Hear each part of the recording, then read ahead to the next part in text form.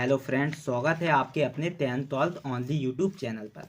तो आज बात करने वाले हैं काल की। काल क्या होते हैं। ये छोटी हिंदी व्याकरण रचना की बात कर रहे हैं। अगर आपने फर्स्ट से लेकर 9th तक वीडियो नहीं देखे हैं तो मैंने वीडियो के डिस्क्रिप्शन बॉक्स में सारे वीडियोस की लिंक पिन कर दी है। अगर आपको देखना है तो जाकर देख सकते हो, ठीक है। अब बात करते हैं काल की। काल क्या होते हैं और काल को किस प्रकार जाना जाता है। ये छोटी हिंदी व्याकरण है। अगर आपको विस्तृत बोले तो इसका पूरा वीडियो चाहिए, पूरी सेपरेट चाहिए तो वो नेक्स्ट बोले तो 1 आवर की वीडियो में मिल जाएगी आपको, ठीक है। ये छोटी हिंदी व्याकरण की बात हो रही है अभी। सबसे पहले बात करेंगे काल होता क्या है, ठीक है। काल बताया गया है, काल क्रिया के जिस रूप द्वारा उसके होने या करने के समय का बोध का पता चल जाए। मान के चलो कोई आप क्रिया कर रहे हो तो उसके होने की या उसके करने की एक समय का पता लगाया जा सके, उसे आप काल कह सकते हो। उसे आप क्या कह सकते हो, काल कह सकते हो, ठीक है। पहले आप चित्रों को देख सकते हो, चित्रों को देखो और पढ़ो, ठीक है। पहला चित्र क्या कह रहा है कि जो नीसू है, नीसू ने चित्र बनाया, ठीक है। ये जो बनाया है इस पर आप गौर देना। जो पिंक कलर में पिन लिखा हुआ है उसको आप समझते चलना। जो बनाया है वो एक काल है आपका, ठीक है। निशु चित्र बनाती ये है, जो बनाती है ये भी एक काल है, और निशु चित्र बनाएगी ये भी एक काल है। तो ये जो पिंक कलर में है इसे आप देखते चलना, चित्रों के साथ समझते चलना, ठीक है। अब इसकी विशेषता की बात करेंगे कि निशु ने चित्र बनाया या बनाती है या बनाएगी, उस पर बात करेंगे, ठीक है। इसकी विशेषता की बात करेंगे। ऊपर दिए जो वाक्यों में बनाना 3 रूपों में लिखा गया है। जो बनाना है वो 3 रूपों में लिखा गया है। पहले वाक्य में बनाया लिखा गया है और शब्द से पता चलता है कि चित्र का बनाया जा चुका है। देखो पहले अगर इसमें ये लिखा है निशु ने चित्र बनाया, तो बनाया से ये पता चल गया है कि निशु ने चित्र बना लिया है। ये पता चल गया है आपको, क्योंकि उसने बनाया लिख रखा है, ठीक है। दूसरे वाक्य में क्या लिखा है, निशु वाक्य में बनाती है। तो अब निशु क्या कर रही है, इस जो बनाती से यह पता चल रहा है कि शब्द से यह पता चल रहा है कि चित्र बनाने पर काम अभी चल रहा है, कि चित्र अभी वो बना रही है, तो चित्र बनाने पर काम अभी जारी है, ठीक है। और तीसरे वाक्य से पता चलता है कि चित्र बनाने का काम आने वाले समय में होगा, क्योंकि निशु चित्र बनाएगी। इससे यह पता चला है कि जो निशु चित्र बना रही है वो आने वाले समय में बनाएगी। तो ये तीनों का बोध हो गया। एक बनाया से क्या पता चल गया है कि निशु ने चित्र बना लिया है, और बनाती है इससे ये पता चल रहा है कि निशु अभी चित्र बनाने में अपना काम जारी रखे हुए अभी वो चित्र बना रही है। और बनाएगी से इससे यह पता चल रहा है कि निशु अभी क्या करेगी, आने वाले समय में वो काम होगा, क्योंकि वो चित्र बनाएगी, ठीक है। ये सब आपको पता चल गया। अब बात करेंगे कि काल होता क्या है। जो काल होते हैं वो होता क्या है। तो क्रिया के जिस रूप द्वारा उसके होने या करने का या उसके समय का बोध हो उसे काल कहते हैं। काल किसे कहते हैं, जब आप कोई क्रिया कर रहे हो उसके होने का या उसके करने का या उसके बोले तो उसके हो जाने का ऐसा पता लगाए जाने वाले उसके समय को क्या कहते हैं, काल कहते हैं। अब बात करते हैं काल के भेद। काल के कितने भेद होते हैं उसके बात करते हैं। काल के मुख्य 3 भेद होते हैं। जो काल होता है उसके मुख्य रूप से 3 भेद होते हैं, भूतकाल, वर्तमान काल और भविष्य काल।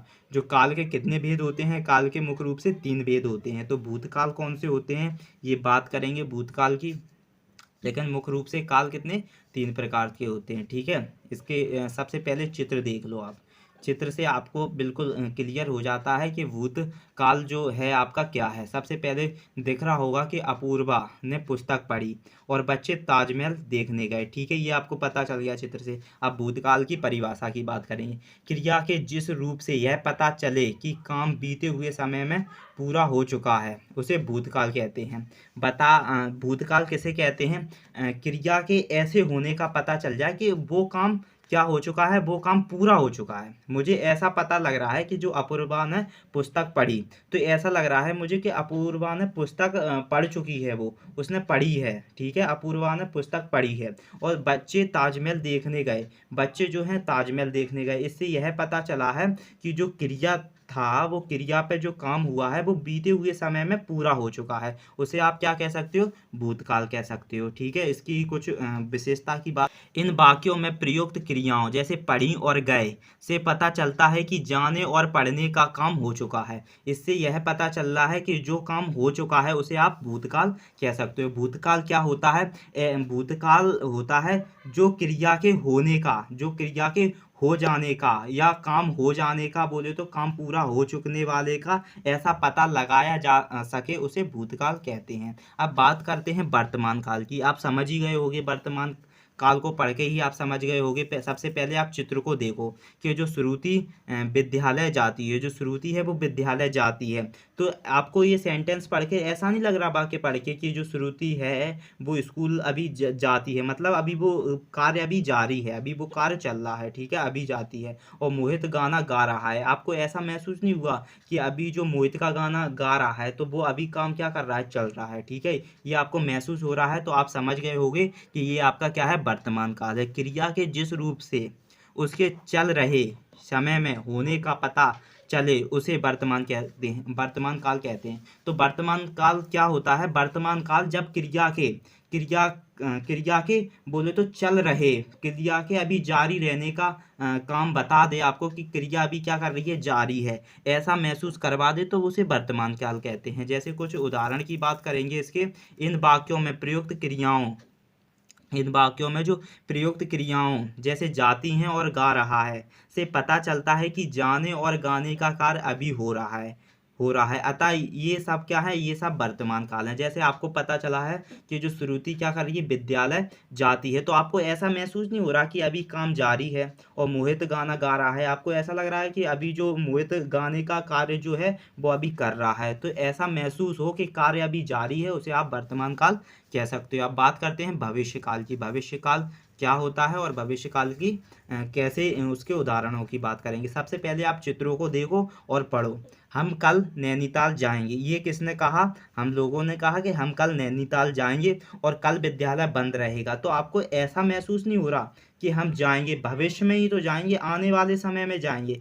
तो भविष्य काल क्या होता है, क्रिया के जिस रूप से यह बोध हो कि क्रिया आने वाले समय में होगी, उसे भविष्य काल कहते हैं। भविष्य काल कैसे कहते हैं, जब आपको ऐसा लगे कि आने वाले समय में जो क्रिया है कोई कार्य करेगी आने वाले समय में, तो उसे क्या कहते हैं, भविष्य काल कहते हैं, उसे भविष्य काल कहते हैं। इन वाक्यों को इस प्रकार भी समझ सकते हो आप, इनकी विशेषताओं को समझ सकते हो कि इन वाक्यों में जो प्रयुक्त क्रिया हैं, क्रिया कौन कौन सी हैं, जाएंगे और रहेंगे से पता चलता है कि क्रियाएं आने वाले समय में होंगी, अतः ये सब क्या है, भविष्य काल है। तो भविष्य काल क्या होते हैं, इनकी हम बात करेंगे कि भविष्य काल आपकी क्रिया ऐसा पता लगा ले, आपकी जो क्रिया है वो ऐसा महसूस करवा दे खुद को कि जो कार्य आप करने वाले हैं वो आने वाले समय में करेंगे, उसे आप भविष्य काल कह सकते हो। तो आई होप आपको समझ में आ गया होगा कि काल क्या होते हैं, काल के भेद के बारे में पढ़ लिए और काल की परिभाषा पढ़ ली कि काल किस प्रकार काम करते हैं। ये मुख्य रूप से काल 3 प्रकार के होते हैं, ठीक है, ये बात आप याद रखना। और कार्य जो भविष्य काल और मैंने आपको भूतकाल और वर्तमान काल को कैसे व्याख्या की है, सरल भाषा में किस प्रकार समझाया है, ये आपको जरूर समझ में आए होंगे। अगर आप को वीडियो अच्छी लगी हो तो प्लीज़ वीडियो को ज़रूर लाइक करें और शेयर करें। अगर आप चैनल पर नए हो तो चैनल को ज़रूर सब्सक्राइब करें, क्योंकि ये चैनल आपके लिए बहुत ही ज़्यादा महत्वपूर्ण होने वाला है।